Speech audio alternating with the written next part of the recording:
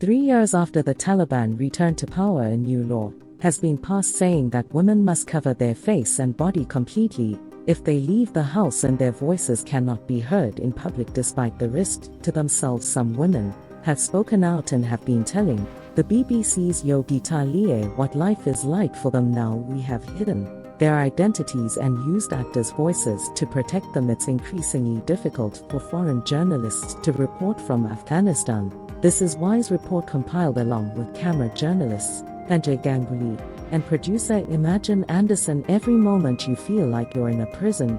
Even breathing becomes difficult. We're like dead bodies, moving around. We can't talk, we can't do anything. This is a country where women are increasingly being pushed out of view, their freedoms crushed bit by bit by a relentless series of dictates. The latest a published law. This section says that if a woman must leave her home out of necessity, she's obliged to cover her face and body, and her voice must not be heard. We've had to be very careful and discreet when talking to women here because they're already operating in an environment of brutal restrictions, and now the Taliban's morality police have been given sweeping powers. It's only been a few weeks since the law was announced, so it's unclear how stringently it'll be implemented, but already there's a ripple effect of fear that you feel when speaking to people here. We meet teenage girls who've already lost 3 crucial years of education. Their voices might need to be hidden, but they want their words to be heard. If we go out, we're scared.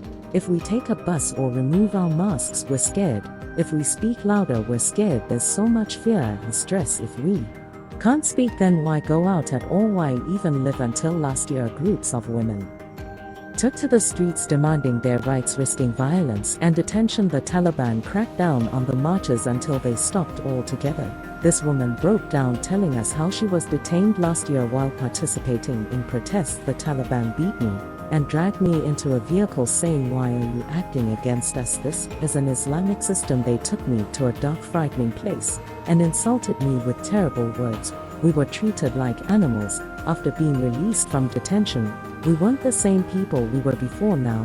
This is how Afghan women are showing dissent, posting videos of themselves online, singing songs criticizing the Taliban's actions. We met Hamdullah Fitraq from the Taliban government. He didn't want to be seen with the woman or sit directly opposite me, but he answered my questions. We asked how he could justify the law. The laws that have been introduced have been approved by the supreme leader in accordance with Islamic Sharia. Any religious scholar can check their references. Most of the girls and women we've spoken to in your country say they are prepared to wear whatever it is that your government prescribes, as long as you allow them to study. And because they're not being allowed to do that, they're being driven to the point of depression, even suicidal thoughts. Isn't it your responsibility as a government to listen to those voices and act on it? Call the absolutely. Our sisters' education is an important issue. We are trying to resolve this, which is the demand of a lot of our sisters. We have mentioned it several times in the past too, that our leadership is working on it. A solution will be found. It's been 3 years now since girls were locked out of schools, but it hasn't happened on the ground. Do you really expect people to believe that you are committed to actually doing it? No, we are awaiting the decision of our leadership. In a province not far from Kabul, we found some evidence that at least a section of the Taliban differs with the supreme leader. We were given rare access to a midwife training course run by the Taliban government. All the students are in their 20s. Here they're being taught how to nurse a woman in labor. It's a rare exception, but behind closed doors some Afghan women are taking matters into their own hands. We meet a teacher who runs a secret school for girls. When the new law came, I explained its rules to my students and told them things would become even more difficult. Every day I wake up asking God to make the day pass safely. Several times I've had to change the location of the school. It's a quiet act of defiance and hope. I'm now in Delhi after more than 2 weeks of being in Afghanistan.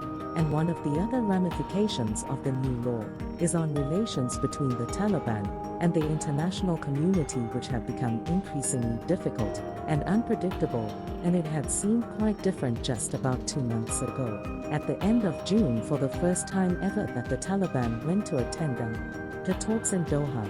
It was seen almost as a breakthrough. At that time it was a meeting that Afghan women rights activists, and civil society activists had been kept out of the UN, had come under fire for that the people within it obviously had thought it was worth the risk, but now they're questioning whether there was any point in conceding to the Taliban's request for that meeting, and whether there's any point in engaging with the Taliban in the future. Thanks for watching. For more updates, like, share, subscribe and press bell icon.